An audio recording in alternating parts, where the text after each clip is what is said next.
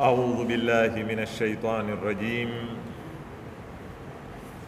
بسم الله الرحمن الرحيم. الحمد لله رب العالمين، وصلى الله على سيدنا محمد وآله الطيبين الطاهرين.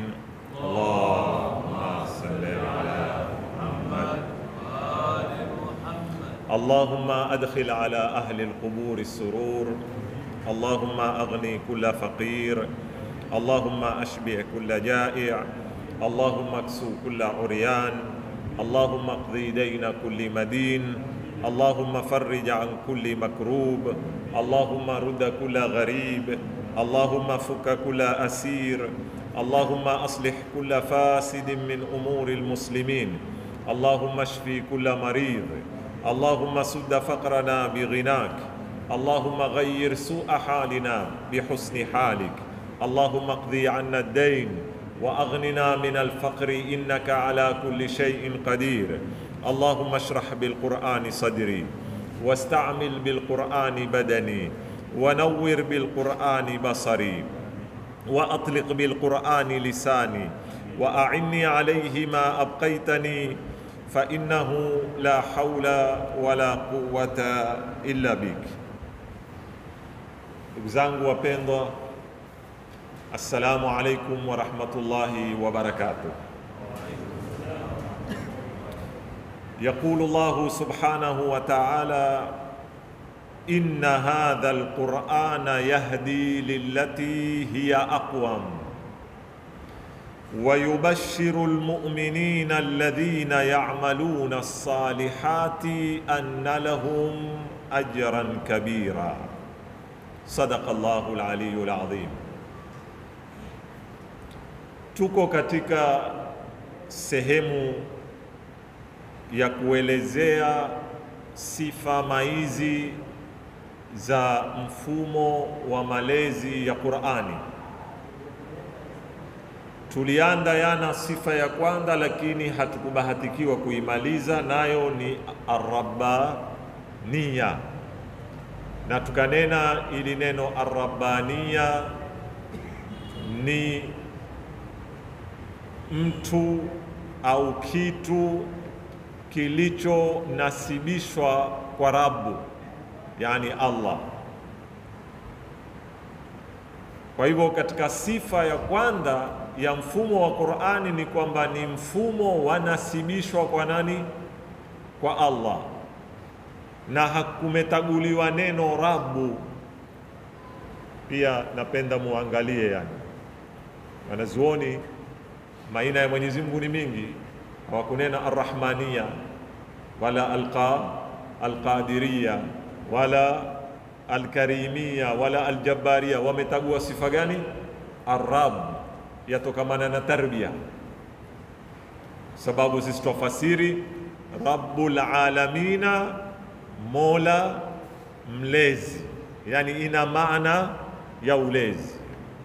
Sasa yana tulinena kwamba wakati tukinena katika sifa za Qur'ani, moja ni ar-rabbaniya. Sifa hii inamaanisha mambo mawili, ama inagonga pembe mbili. Kwanza ni rabbaniyatul masdar, pili ni rabbaniyatul ghaya wal wijha. Masdar yamaanisha nini? Yani kwanza hunu ni mfumo amezoweka ni Mwenyezi Mungu Subhanahu wa Ta'ala, yeye ndio alouweka. Pili, sio tu aliuweka mfumo wenyewe, na yeye ndio aloupangia na alouwekea malengo yake. Hii ndio maana ya pili, rabbaniyatul ghaya. Watupeleka wapi utupeleke ni Mungu mwenye kutuonesha. Vipi utatupeleka ni Mungu, Mwenyezi Mungu mwenye kutuonesha. Hapa leo ndio kuna mjadala mkubwa katika dunia leo, na ndio kukapatikana mifumo miwili katika kuendesha maisha ya mwanadamu. Si dini kwa maana finyo ya dini wanaoimaanisha wao, katika kuendesha maisha ya mwanadamu, wakusudia maisha yake ya kisiasa, maisha yake ya kiuchumi, maisha yake ya kijamii. Mjadala ulioko ni nani atampangia mfumo huu. Ndio kukatokea mwelekeo ambao ndio tunaofuata ulimwenguni, unaitwa al-almaniya. Kiarabu wanamuita al-almaniya, yani secularism. Mfumo wa secularism wa almania unamaanisha kutenganisha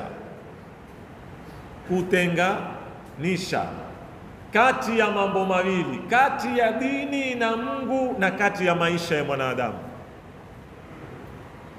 Yani wao wasema kazi ya Mungu, kazi ya dini peke yake ni kukufundisha wewe jinsi ya kumwabudu Mola wako. Yani dini imekuja kutupa mwongozo wa mahusiano kati ya mwanadamu na Mola. Bas, utaswali vipi, utafunga vipi kama ni Muislamu, kama ni Wakristo utakwenda vipi Jumapili kanisani, utaomba vipi. Bas, na mambo ya maadili ya akhlaq, dini imekuja kutufundisha vipi utakuwa na tabia nzuri, vipi utakuwa mtu mwema, vipi utakuwa mkweli. Lakini masala siasa zako utaziendesha vipi, serikali itapangwa vipi, uchumi wa nchi utaendeshwa vipi, mambo ya kijamii na mambo ya kimalezi, haya ni mambo hayahusiani kabisa na nini, na dini. Na huu ndio mfumo unaotawali ulimwengu leo kwa jumla yake. Ni mfumo wa magharibi na una tarikhi ndefu, sitaki kuingia, si mahala pake hapa. Tukiwa sisi leo katika nchi zetu hizi kama Kenya ni sehemu moja katika hiyo. Sasa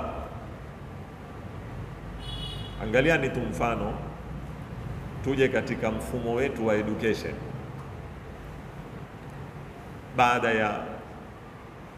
Kabla ya mkoloni na baada ya mkoloni tumebadilisha mara ngapi kwa jumla na kwa kufanya amendment kidogo kidogo. Lakini tulikuwa na system ile ya 7, tukatoka tukaiondoshwa, tukaletewa system wakati wa Moi ya 8 nini 44, na sasa hivi tuwaona tumepiga twenda kwenye hiyo sijui 633 ambayo nayo huregarega tuielewe. Na hata hapo katikati pia kulikuwa na mabadiliko, na kila siku twagundua tuna matatizo. System haiwezi kumlelea mwananchi wa Kenya vile anavyotakikana, ina mapungufu mingi. Sisi kitu cha kwanza kama Waislamu, na hapa ndipo tunataka kiasi fulani tuwe tukinena ile la ilaha illa Allah Muhammadun Rasulullah, kipande cha kwanza cha tauhid. Unapoamini hakuna Mola, hakuna Mungu isipokuwa ni nani? Ni Allah. Tauhidi hii inaitwa tauhidi, ina matawi mingi. Sisi tawi linalohudhuria sana kwenye akili zetu ni tawi la kukosekana Mungu wa pili, yani hatukubali Mungu wa pili, ndio tunaoipenda sisi sana. Na hata tukija kujadiliana katika hiyo ni shirki, hiyo si shirki, tutaamalini, mifano yetu mingi ni mifano ya kukimbia kusiwe na Mungu wa pili. Lakini wanazuoni watuambia tauhidun, kwanza kuna tauhidun fi dhat, la ilaha illa Allah. Maana yake lao tunataka kuisherehe, tunataka darasa 3-4. Kuna tauhidun fi dhat. Tauhidu fi dhati ni ipi? Katika kumpwekesha yeye Mwenyezi Mungu, na yeye kumpwekesha hupwekeshwa mara mbili. Katika dhati pia yagawanyika mara ngapi? Mara mbili. Kuna adhatul wahidi na adhatul ahadi. Kuna wakati usema Allahu wahid na kuna wakati tunasema Allahu ahad, qul huwa Allahu ahad, sio wahid. Sasa kuna tauhidun wahidi, kwa maana hakuna wa pili. Moya huwa yataka ya ngapi? Ya pili, yani hakuna Mungu wa pili. Na hili ni ile dalili nilowapa, lau kana fihima aliha lau kanat fihima aliha illa Allah la fasadata. Hiyo tunaiita at-tauhidu dhati al-wahidi. Kisha kuna na at-tauhidu dhati al-ahadi. Hii ni ngumu sana. Hii ni haimaanishi wa pili, hii inamaanisha moya, lakini hana mpandamanisho wa ziungo. Kama mimi na wewe, mimi na wewe ni mmoja, sio mimi ni wanga, ni mmoja kinamba, lakini ukiniangalia mimi si mmoja. Kuna kitwa, kuna mikono mingapi? Miwili. Kuna maguu mangapi? Mawili. Kuna mingi. Kwa hivyo ni moya kihisabu, lakini ndani ya ile moya kuna zitu zingapi? Zingi. Kwa hivyo Mwenyezi Mungu si murakab. Hii ndio tunaita at-tauhidu dhati al-ahadi, ziweke kando. Kisha kuna at-tauhidu fil khaliqiyya, hakuna muumbaji isipokuwa nani? Mwenyezi Mungu. Kuna tauhidun fil raziqiyya, hakuna mruzuku isipokuwa ni nani? Ni Mwenyezi Mungu. Kuna tauhidun fi rububiyya, hiyo rabbi hiyo, katika uendeshaji ulimwengu anayeendesha nani? Kisha kuna tauhidun fi tashri' wa tauhidun fi taa na nyinginezo. Napopataka ni hapa, mwenye haki ya kuweka sharia ni mmoja ama ni wawili katika hii dunia? Mwenye haki ya kumwekea sharia mwanadamu ni wangapi? Sasa hapa twafanya shirki sisi pia kiasi fulani. Si shirki tu ya kwenye dini tunaiona sana, ya kuzuru makaburi ya nini. Kuna hii shirki ya kutengenezwa sharia za binadamu, haiangaziwi hii, ambao Mwenyezi Mungu Subhanahu wa Ta'ala sema ala lahul amru wa lahul hukm. Mwenye haki ya kuweka sharia nani? Mwenye haki ya kutiiwa akiweka sharia nani? Sasa hili ndio maana rabbaniyatul manhajil qur'ani, ni mfumo ambao sharia zake, miongozo yake yatoka kwa Mwenyezi Mungu peke yake. Kwa nini? Sitaki kuingia huko, nataka nije kwenye zitu za kielimu. Niulize suala,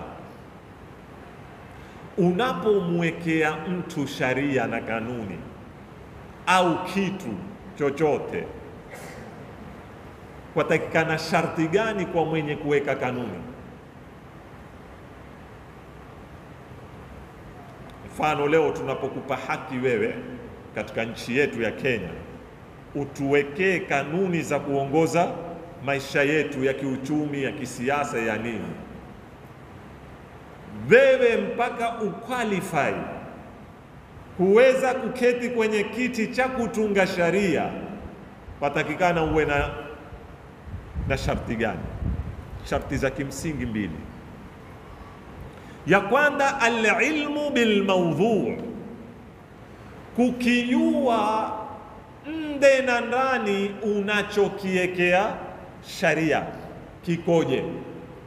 Wa illa hizi gari zilizoundwa, kuna pickup, kuna kanta, kuna lori ya miguu 6, kuna lori za miguu mingapi? 8. Kuna kila sampuli. Yule anayetengeneza sharia za barabarani za kiasi cha kubebeshwa, hii itabeba tani 2, hii itabeba tani 5, hii itabeba tani 10, hii itabeba tani 20, ni mtu ambaye azielewa gari na miundo yake na uwezo wa mashini zake na endelea mpaka mwisho, sio? Sasa wewe unapokuja kumwekea sharia mwanadamu, wamjua mwanadamu? akili yake, fitra yake, nafsi yake, ruhu yake, mahitaji yake, shahawati zake, wapi afaa afunguliwe, wapi afaa atiliwe breki, mpaka mwisho. Yani awe mwanadamu huyu ulioko mbele yako, wataka kumtengenezea sharia, ni kama yule fundi wa kompyuta ama wa simu anapoketi na ile simu, anavyoielewa nde na ndani ile simu hufanya kazi vipi, ndio atajua hii prosesa yake hapa mathalan na ramu yake ni 2 GB. Kwa hivyo tukiipa memory 16 GB itafanya nini? Itawaka. Lakini wewe waweza kutukua prosesa, simu prosesa yake 1 GB alafu waibandika 120 memory. Ndipo pale utasikia mimi ustadhi, simu yangu sakisaki. Unaona zitu namna hiyo? Sisi watu ununua simu kisha kenda yeye uzengea memory kubwa tu. Usitie memory kubwa tu, kwanza jiulize simu yako prosesa yako ina uwezo gani wa kumanage. Sasa ndio ile kila siku usoma tausiani sisi zile, la yukallifu Allahu nafsan illa wusaha laha ma kasabat wa alaiha maktasabat rabbana la tuakhidhna in nasina au akhtana rabbana wala tahmil alaina, usitupe memory kubwa prosesa zikiwa ndogo. Shaka ndio hiyo, rabbana wala tahmil alaina isran kama hamaltahu ala alladhina min qablina rabbana ma la taqata lana bi wa'fu anna. Baada ya kwamba ushatupa hivyo, pia tuwekee na mahala pa kutusamehe, mahala pa kutufumbia mato. Wa'fu anna waghfir lana warhamna. Kwa nini twaja kwako? Hatuendi kwa mweka sharia, mkuu wa sharia Kenya wala nani, kwa sababu anta maulana. Tupo vizuri sana, anta maulana, wewe ndio mola wetu, wewe ndio uliotuumba, wewe ndio utuelewao binadamu wetu, wewe ndio utuyuwao ujanja wetu, wewe ndio kila kitu. Kwa hivyo almuqanninu walmusharri'u, mtu anaojiweka mahala pa kumwekea mwanadamu sharia, sharti ya kwanza an yakuna aliman bil insan, amuelewa vema mwanadamu upi, an-nawu walaysa mwanadamu Mkenya, hususa ikiwa sharia ile yataka kutekelezwa ulimwengu mzima. Ndio sisi zile sharia waloziweka wazungu tukikiri kwamba zilikuwa za sawa, wale walitukua biaini al-i'tibar, wamwekea nani? Mzungu aloishi katika mazingira haya, aloandaliwa katika mambo haya. Wewe waitukua kwa tano waya kuitekeleza amu. Haya ndio matatizo makubwa sana. Je, huyu unayekuya kumtekelezea leo aishi katika mazingira kama ya yule? Amepata maandalizi kama ya yule? Swala liko hapa, na ndipo utakuta hapa Mwenyezi Mungu kila wakati katika Qur'ani anapotilia mkazo, innahu alimun khabir. Alimu ni muyuzi, khabir ni mtambuzi, ina kina zaidi kuliko ilmu. Muhitun bikulli shay'in au ahata bikulli shay'in ilma. Je, uko anayemiliki elimu ya kumfahamu mwanadamu, ya kumweka kwenye nafasi ya kumwekea sharia kama aliyomuumba? Hiyo ni sharti ya kwanza. Sharti ya pili, ili kanuni iweze kukubalika na kutekelezeka, sababu kanuni si iliyoko kwenye makaratasi iliyoandikwa, wa ila katiba zetu zote ni mzuri, lakini kanuni ni iliyoko ground na inavyopokewa na watu. Ili iweze kupokewa na watu, ni lazima watu wawe na imani ya kwamba yule mwenye kuwaekea sharia yeye hana maslaha na sharia ile, na ni mtu hawezi kuwadhuru hawa anaowaekea sharia, na ana rahma zaidi kuliko mama yao waliowazaa. Wa ila yoyote atakayekuwa kuiweka sharia, ataiweka sharia kwa ajili ya kumtumikia yeye, ikiwa bado hajaweza kuondosha kiungo kinaoitwa nini, maslaha na hawa. Na ndio utakuta leo wale watakao kuipinga BBI leo wakiwa wao wako nje ya serikali, kesho wakiwa ndani ya serikali wataiunga, lao watakuwa mbao wanaoiuza. Na wale wanaoiuza yeo BBI ndio wale wale juzi tuliwasikia wakimwambia Raila kwamba umepiswa, hakuna tena serikali ya nusu mkate. Ama mmesahau jamani? Wale walinena masala ya prime minister, sahauni yale ni masala alikuja Kofi Annan kwa muda maalumu yakamalizwa. Kwa hivyo ikiwa wewe bado waota kuna siku Kenya kutakuwa na prime minister, hiyo ni ndoto mzee, umepiswa. Aliambiwa Mombasa maneno haya mzee wetu huyo. Mara watu wale leo waja kutuambia Kenya itakuwa kama Ulaya tukiwa na prime minister. Sijui mtuelewa jamanini. Tokani kwenye mikao ya kisiasa tuyasome mambo yalivyo hapa. Sitaki muuniambie tuko kwenye mkao wa tanga wala mkao wa nini, lakini nataka muangalie hawa jamaa wanavyozitengeneza sharia kwa kadri ya maslaha yao, na waweza kuzikubali leo na waweza kuzipinga kesho. Kwa nini? Kwa sababu hawakuweza kutoa kiungo kinachoitwa ubinafsi, maslaha na hawa. Kuna. Na ndio utakuta Mwenyezi Mungu pamoja na kwamba Mtume Muhammad sallallahu alayhi wa alihi wasallam hana maslaha, hana hawa. Simana hana hawa, ni maasum, hakosei, lakini pia kwa kuwa ni mwanadamu, Mwenyezi Mungu alimpokonya haki ya kuweka chake katika hii sharia.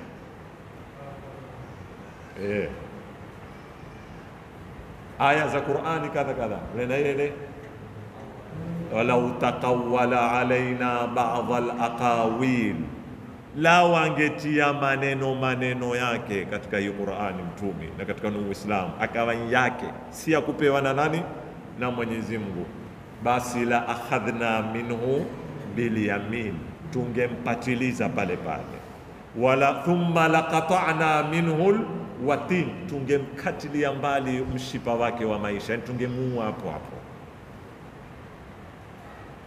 hata yeye si yake. Ndio akaambiwa wama yantiqu anil hawa in huwa. Kwa hivyo sisi tunapotukua maneno ya mtumi hatuyatukui ni ya Muhammad kama mwanadamu, twayatukua ni mdomo wazungumza, lakini yatoka kwa nani? Kwa Mwenyezi Mungu. Ndio Mwenyezi Mungu anatuambia ma atakumur rasulu, sio ma qala lakum. Angalieni vizuri hizi aya huzungumza kwa hisabu. Kuna tofauti, akueteao huweza kukuetea nchake na huweza kukuetea amepewa si chake akuetea. Mtume ameambiwa atawaetea, hakutuambia atatwambia. Ma atakumur rasulu, atakayekuwaetea mtume fakhudhu wa ma nahakum anhu fantahu. Sasa rabbaniyatul masdari ni katika sifa ya kipekee leo inaotofautisha mfumo wa Kiislamu na mifumo mingine yote, hata inaodaiwa ya kidini, kwa sababu Mwenyezi Mungu amedhamini masdari ya mfumo huu haitapotoshwa. Hakudhamini Mwenyezi Mungu Taurati haitapotoshwa. Hakudhamini Mwenyezi Mungu Injili itafanywa nini, haitapotoshwa. Lakini Qur'ani akuwatia wanadamu, ametadakhal mwenyewe akanena inna nahnu. Kuna mtu alikuja kutusaidia kuiteremsha hii Qur'ani? Mungu uliza huko, hakuna. Kwa hivyo na katika kuilinda pia sitakusaidiwa.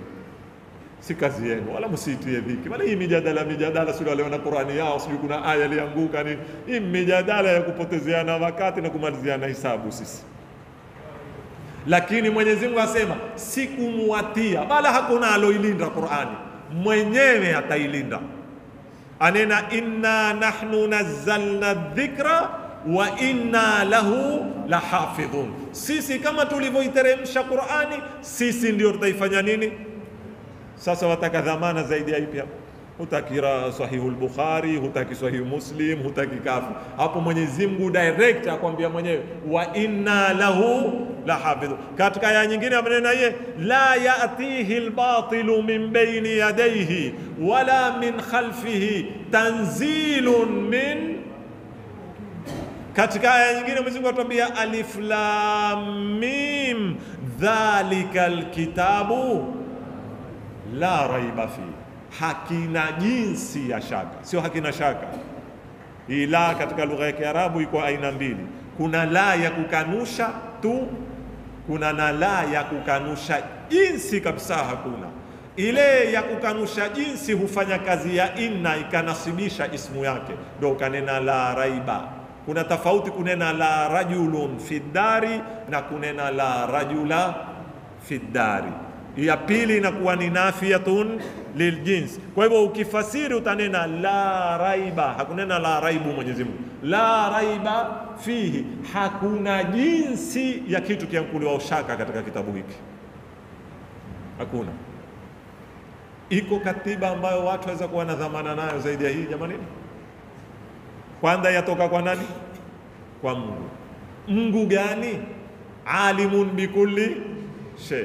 Mungu gani hana maslaha yoyote katika haya anayowaitea nyinyi? Kwani sisi tukiswali ndio tutamwongezea nini? Kwani sisi tukifunga yeye amepata nini? Ndio katika khutbatul muttaqina katika Nahjul Balagha Imam Ali anena la tanfa'uhu ta'atu man ata'ahu wala tadhurruhu ma'siyatu man asa. Taa ya wenye kumtii haimnufaishi kitu na maasia ya wenye kumuasi haimdhuru chochote. Mukaamua nyote dunia nzima, nyote mukanena hatuswali tena, yeye hadhuriki kitu.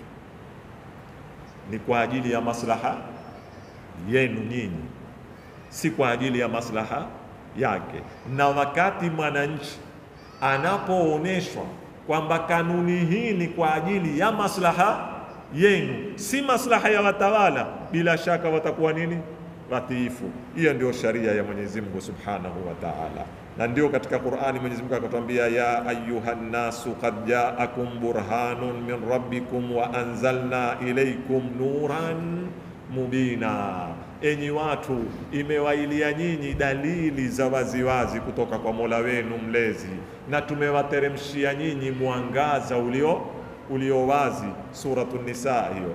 Katika aya nyingine Isra Mwenyezi Mungu atuambia ya ayyuhan nasu, enyi watu, qad ja'atkum maw'idhatun min rabbikum, imewailia nyinyi mawaidha kutoka kwa Mola wenu mlezi, wa shifaa'un lima fi sudur, na ni dawa yaliyomo ndani ya nyoyo zenu, wa hudan, na ni uongofu, wa rahmatun, na ni rahma, liman lilmu'minin. Suala, ikiwa maana ya rabbaniyatul manhaj moja, mwenye haki ya kuweka hii manhaji ni Mungu peke yake, mtumi na wanazuoni wana dori gani? Suala hili. Lakini kuna kazi kubwa. Sisi Waislamu tunapenda sana shortcut, mpaka katika kufikiri shortcut. Kuna baadhi ya zitu ni kama kutengeneza kile kidubasha kuliweye kile. Kuna kile kidubasha wa kina rangi uzungusha mpaka upatapo ukaziunda rangi moja upande mmoja. Taswira mara nyingine haitengenezwi kwa kidude kimoja, zile ni zidude 10 na ngapi? 12, sio ama 9, mpaka uzikamilishe zote 9 ndio zikupe taswira kamili. Sasa ukitoka hapa kwamba mwenye kuweka sharia ni Mungu, kwa hivyo taki fatwa za wanazuoni, taki kadha, taratibu shekhe, taratibu. Kazi ya mtumi mwanzo ni nini? Kitabu cha Qur'ani Mwenyezi Mungu amekiteremsha kwa lugha ya kuweza kueleweka na kuweza kukusanya kila kitu ndani yake. Si kila mtu katika sisi atakuwa na mato ya kuyaona hayo yanguliwao kila kitu. Sasa mtu wa kwanza amezoetwa kukifasiri hichi kitabu ni nani? Ni Mtume Muhammad. Ile aya ikamwambia kadhalika auhaina ilaika ruhan min amrina, mpaka mwisho, ma kunta tadri mal kitabu wal iman. Katika aya nyingine ikamwambia litubayina linnas.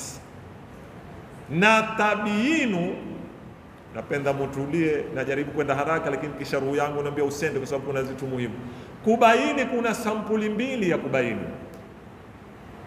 Kuna kubaini kimaneno, kuna na kubaini kizitendo. Kuna tafsirun kalami, kuna na tafsirun fi'li, tatbiqi. Fikra yoyote unapoitengeza, mfano leo akaja mchoraji architect, sijui huitwa ni engineer, akakuchorea nyumba ya ghorofa 180, kisha nyumba yenyewe imeandatini ni nyembamba, na kila ikipanda juu huwa nini? Huwa pana. Kisha wewe ni tajiri milionia, una uwanda wako pale eka 5 uweshe, wataka hilo jumba kulijenga. Jamaa amekwambia hii ngapi? Mathalan bilioni kadhaa. Yatakuwa haya hizi zipimo za kiinjinia za kimathematics zimeandikwa kwenye nini? Kwenye karatasi, zinamba. Na ukiangalia huku kuna begi 4-5 za senti zako, ndio ulimwengu wako. Nizitie hizi kwa kutegemea hizi namba za huyu na hizi theory za huyu, hata kama zimethibitishwa calculation za kisawasawa, hisabu za engineering, lakini ziko wapi? Lakini ayapo ule bwana akakwambia Hong Kong tumejenga kama hivi, na mimi nitakudhamini tikiti. Hawa ni wale bigi nani, tutakudhamini tikiti tukusafirishe paka Hong Kong, wende ukaone amalian, kizitendo hili tulokuchorea kwenye karatasi laweza kuwa kwenye ardhi yako. Billahi alaika, baada ya kwenda kule ukaliona lile jumba limejengwa, ukirudi hali yako ya kinafsi itakuwa, utazitia milioni zako ama huzitii sasa? Lakini kabla huyaenda kuliona lile jumba, utazitia kwa kufuata kikaratasi? Hapa ndipo mahala sitaki nimwangushe mtumi cheo, najaribu kupiga mifano. Mtumi uko fauka dhalik. Katika kazi kubwa ya mtumi si kuifasiri Qur'ani peke yake kimaneno, ni kutuonesha hizi nadharia za Qur'ani mimi naweza kuzitekeleza mbele yenu mkaziona vile hufanywa. Ndio maana ikwambia laqad kana lakum fi rasulillahi kimatendo. Ndio nana Aisha alipoulizwa tabia za mtumi zilikuwaje, alinena vipi? Kana khuluquhul, ulikuwa ukiiona Qur'ani yatembea hivi, ukimwona mtume waiona Qur'ani ya move, ukiona aya za uadilifu, aya za rahma, aya za ukarimu, aya yani wayaona mambo practical mbe ya mato yao. Sasa mtume sallallahu alayhi wa sallam katika kazi moja ya kuifasiri Qur'ani si kuifasiri tu kimaneno, ni kuitekeleza Qur'ani kama mfano mbele yetu, atuoneshe kwamba haya mambo yawezekana. Kwa hivyo ikiwa yalikuwa yawezekana, kwa nini mimi nawe tusiweze? Kweli katika tabia za Kiislamu huambiwa akutukanao mwambie shukrani. Mathalan katika tabia za Kiislamu utaambiwa mathalan akukatao mfanye nini? Mwenende. Akunyimao mfanye nini? Mpe. Kuyanena ni rahisi haya hapa katika majukwaa, lakini hala wewe umetoka hapa swaumu ikushishia, umepambana na jamaa, hushuka na wewe kisawa sawa, akutukane asikubakishe, uweze kumsikiza mpaka amalize, umwambie afwan, ana swai, mimi ufunga.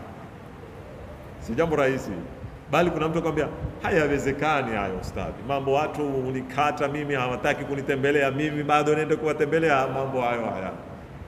Lakini Mtume amekuonesha huwa kusamehe, huwa kuna watu walokukosea wewe ambao waona huwezi kuwasamehe, makosa yao ni makubwa, watafikia kiwango cha Makoreshi walivyomfanya Mtume.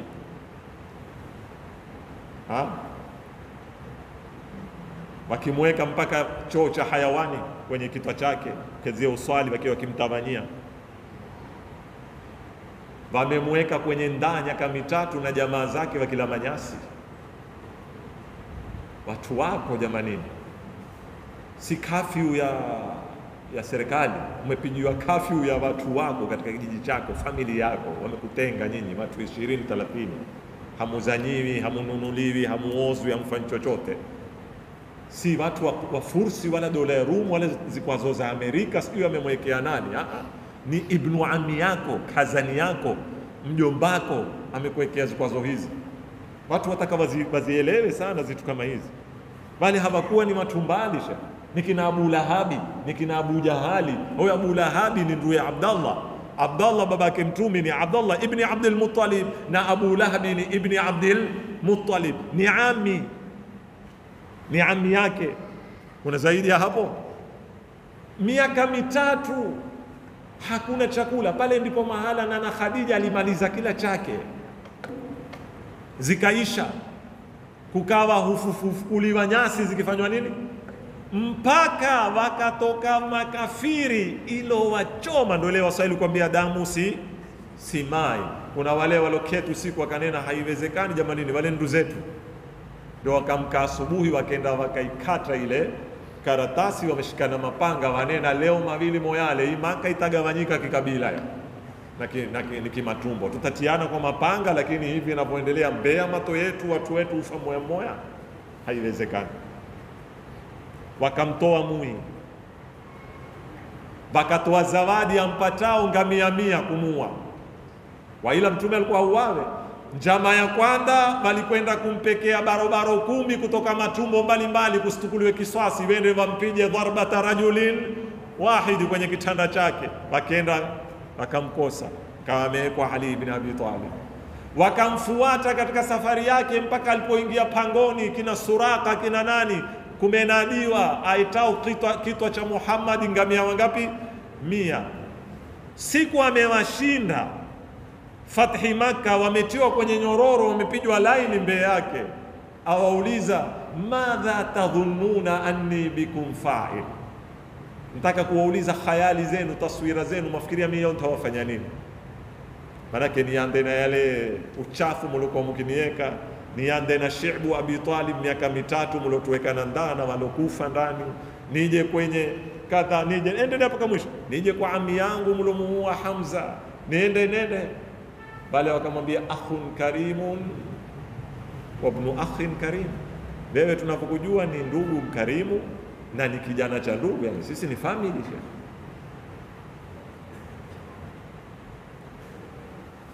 Billahi alaika ndugu zangu, bila ya madaidai nini, hala mmoja wetu aitukue iweke pale, ni wewe pale, na uko kwenye mamlaka sasa, ni rais wa dola pale. Ukinena wakatwe ziungo kimoya kuanzia asubuhi mpaka usiku watakatwa. Tumewaambia idhhabu fa antum mutlaqa, nendani zenu, mimi wasamehe. Sasa ikiwa wewe utanambia lawezekana hili picha taswira kamili ya Mtume Muhammad sallallahu alaihi wasallam limewezekana. Ndugu zangu wapendwa, hili ndiyo maana rabbaniyatul masdar na rabbaniyatul ghaya, na Mungu ndio anaotuwekea lengo katika malengo haya. Sitoendelea sana zaidi ya hapa leo, nitafupisha darasa kwa sababu tuna jirani yetu hapa, ambao kawaida ikifika siku ya leo huwa wana dua kwa mzazi wao, na hata hii tabaruku wanayoitoa wameitoa kwa ajili ya mzazi wao. Kwa hivyo nitamuomba ustadhi wetu hapa atuongoze, tumsomee naye dua kiasi, na insha Allahu taala kesho tutaendelea katika kumaliza sifa za manhaji hii ya Qur'ani, Mwenyezi Mungu akitupa uhai na uzima. Walhamdulillahi rabbil alamin.